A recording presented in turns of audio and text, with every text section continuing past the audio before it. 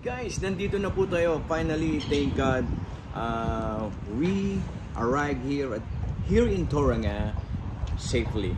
You know, with the good guidance of God. So, nandito na po tayo sa 888 Pinoy Street Food sa Toranga, New Zealand na po mga kaibigan. At halika, samahan niyo na po ako. Tawid po muna tayo sa pedestrian crossing. Tara!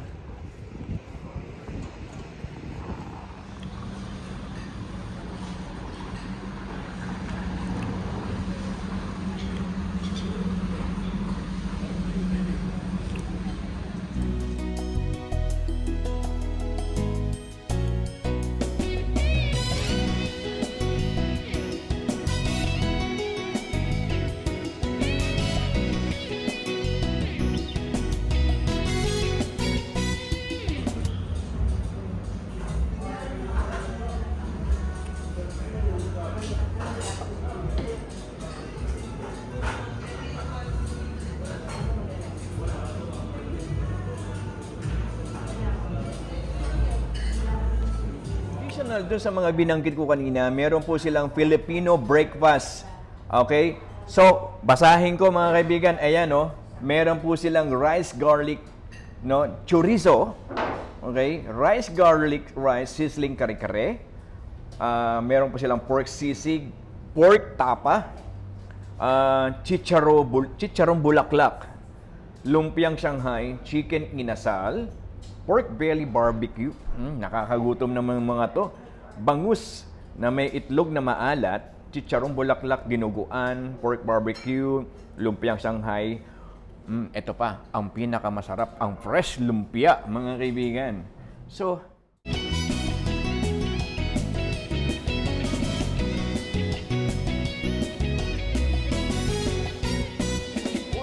with Russell, your vlogger, dito na po sa Toranga, New Zealand, and of course with me. Finally, nakita ko na siya in person. Si Miss Menchu, the owner behind 888 Pinoy Street Food sa Toranga. Hello, Miss Menchu. Salamat po at kami po, ang Food and Travel po, ay in-invite nyo makarating dito sa inyong napakagandang restaurant. Tsaka yung ambience maganda. Salamat din. Salamat din sa pagpunta ninyo, sa pag-accept ng invitation. Bago ang lahat, Miss Menchu, taga saan ka sa Philippines? Actually, I was born in Manila, and my mom is from Baybay, Leyte. Leyte? Taga Leyte ako, Tacloban. Tacloban, is Baybay, Ormoc. Waray-waray. Wow, may kababayan ka pa pala. So, yan, kababayan. Tapos, my dad is Tagalog talaga. And then, when I was 4 years old, so pumunta kami ng Leyte. So my granddad and my grandma is already food talaga lovers. So since na yon, mayroon na kaming karinderya doon sa Cebu. Namanan nyo na? Yan, namanan na namin. So doon kami nag-join kami doon sa vendor ng Larsian ng barbecue sa Cebu. So yon, hanggang nag-asawa, may nagkaroon na kami ng ganito din, hanggang natapos na din kami magkakapatid. So dahil lang sa food. Nakapagtapos kayo ng pag-aaral dahil sa pagtitinda ng pagkain. Yes po. Pagluluto ng inyong mga magulang. Po. Wow naman, ang galing-galing naman. So nandito na tayo sa site ng mga different kind of dishes or variety dishes ng 888 Pinoy Street Food. So, Miss Menchu, ano-ano ang mga pagkain na to? Ito po, itong pork igado. That's sa Tagalog yan na pork igado. Igado. Tapos itong beef balbacoa, yung sa Cebu na na version niya ng balbacoa. Tapos yung crabs na may gata. Crabs na may gata. So yun, gusto-gusto din yan sa mga local people dito. Tsaka itong bami. Bami, bago lang yan Bami yan. Parang pansit gisado, parang bami yung sa Bisaya. Tapos itong pork na humba, Bisaya. Paborito ko yung pork humba. So humba. Tapos yung lechon belly, yan ang lechon belly. Lechon belly. Lechon belly, nakita ko de Cebu. De Cebu po. So style Cebu yan? Yan, style Cebu po. Yan. Okay. Yan. Tapos, napansin ko to. Ito pa talagang inyo, gawa nyo. Gawa namin. Anong tawag dito? Ano lang, sinangag mani. May tawag tayo dyan adobong Mani. Na medyo Ayan. mahalang-halang. Yan. Yun. Yan Tapos, po. ano pa ba yung dun sa side na yun? Yung side natin. So, ito po yung side natin. Yung pork dinuguan, Mm-mm. yung pork dinuguan namin, ang biniversion namin, halimbawa yung may pork steak, so ginawa namin ng dinuguan yan. Sa Dinuguan Bisaya. steak, parang ganun. Steak, oo. Okay. Tapos ito, ginataan na jackfruit at Jackfruit. saka banana blossoms. Naku. Yan. Matitikman ko ba yan, mami? Oo, matikman natin yan. Ito naman, pinakbit na Bisaya na may gata. Paborito kong pakbet kasi Oo, wari-wari tayo. wari-waray. Mhm. So ito naman, itong fried chicken yan, ordinary lang yan. At saka Oo. yung pork lumpia Shanghai, kami po ang araw-araw din yan. Gusto din sa mga local people. Yun ang gusto. So, Miss Menchu, may napansin ako, may Uber Eats ka. Ano to? Oo, Parating Uber o meron na? Next month, kasi binibuild up na yung binibuild up na yung photo pictures ng mga menu namin at saka yung price. So next month mag-start ng Uber natin. Sa mga kaibigan, sa mga taga rito sa Torangan, pwede na kayo mag-Uber Eats online ordering. Hindi na kayo pupunta rito, mas mabilis pa. Di ba? So mayroon tayong homemade nga chorizo di Cebu. Wow! Oo, sabi Kailan ko mag-start yan? Anytime meron na dyan. Plate. Kumuha na po tayo at hindi ko po pinunutong plate dahil nagugutom na ako. Konti lang yun mga kaibigan ha. Siguro isang sandok lang po kinuha ko at hindi pa punong-puno yung sandok. So titingnan ko na po yung mga pagkain nito. So pinaghalo-halo ko na po kasi buffet po eh. Yung paborito kong lumpiang Shanghai.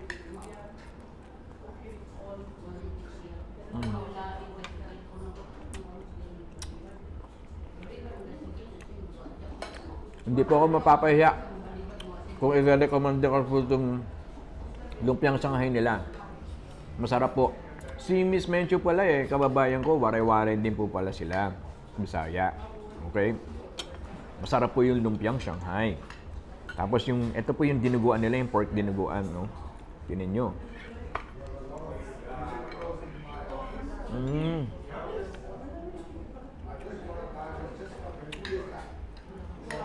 Sarap nito. Sarap ng pork dinuguan, kakaiba. Kakaiba yung pork dinuguan. Tapos, ito naman yung pork humba adobo, parang adobo. Ito.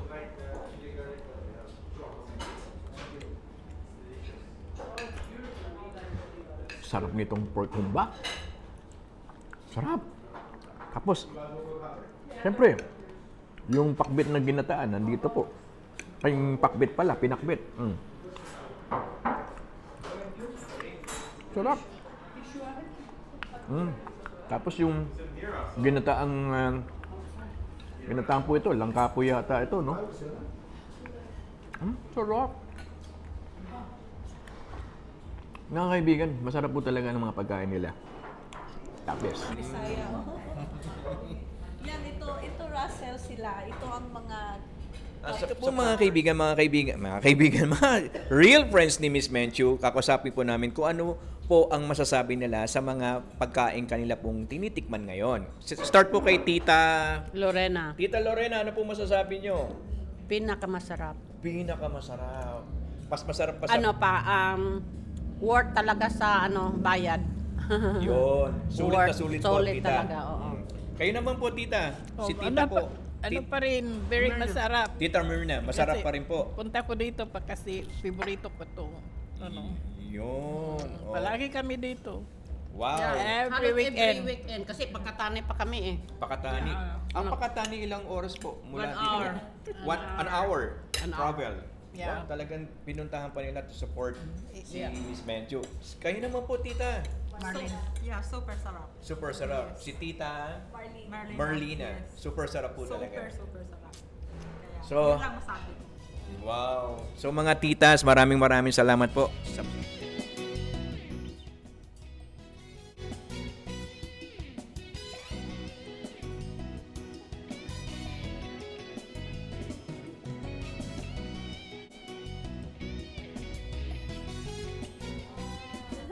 Lahat ng paborito nitong isa eh. depende ko kasi yung nila. Tsaka yung yung presentation, ang ganda. Meron po kayong like certain choices po. Sila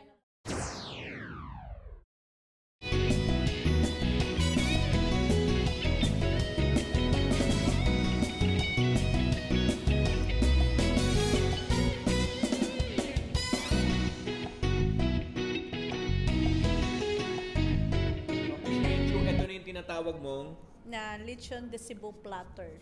lechon de Cebu platter. Platter. So, Oo. magkano to, Miss Menchu? Ito large to siya, 350.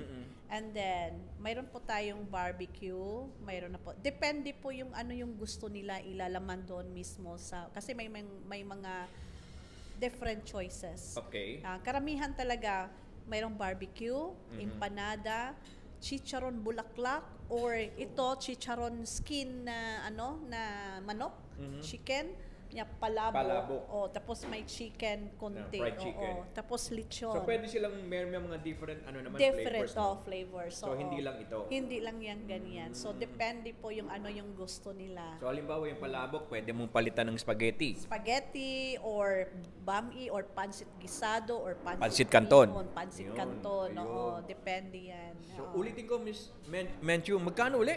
350, that's the large. And you can invite already for 15 people Okay. for this. Yeah. Okay, so nandito na. Ito na yung pinagmamalaki ni Miss Menchu ng 888 Pinoy Street Food Store nga, ang chorizo homemade. Homemade po, chorizo de Cebu. Chorizo de Cebu. So, Miss Menchu, tell us more about the chorizo of yours. Yes, actually this one is came from my great grandma. Okay. So, yung recipe. So, homemade, wala pong preservative. Oo. So, yan ang nakagandahan. So, hamonada siya. Hamonado. So, ano yung loob nito? Anong laman? Ang laman niya is pork means lean meat. Tapos, mayroon tayong fats na konti lang. So, garlic with hamonada flavor na a little mild spicy lang na pwede po kumakain po yung bata din. So, yun nagustuhan din nila, kaya gumawa na po kami ng packaging. Ayan o, meron na silang packaging. So, yan, kung gusto yung umorder po, click lang sa 888 Pinoy Street Food. Yun. So, Miss Menchu, magkano itong ano na That's to? $20 po. Yung hot sizzling plate po namin. $20 lang Yes to. po. Ang dami mga kaibigan for $20. Grabe. Wow, talagang very convincing naman kasi itong presentation tsaka yung pagkain, talagang mabubusog ka. So, yung nakatali, no? So, pwede ko na lang kamayin siguro.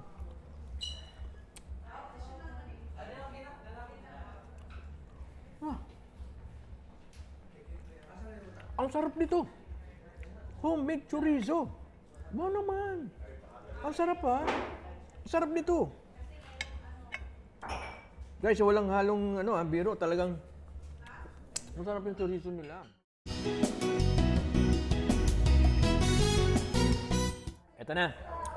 Sa na tayo? Dessert dito sa 888 Pinoy Street Foods. Tikman na po natin ang kanilang halo-halo special. Ito. Halo-halo talaga, Pinoy. Alang street foods, halo-halo, the best. Ha? Ang sarap.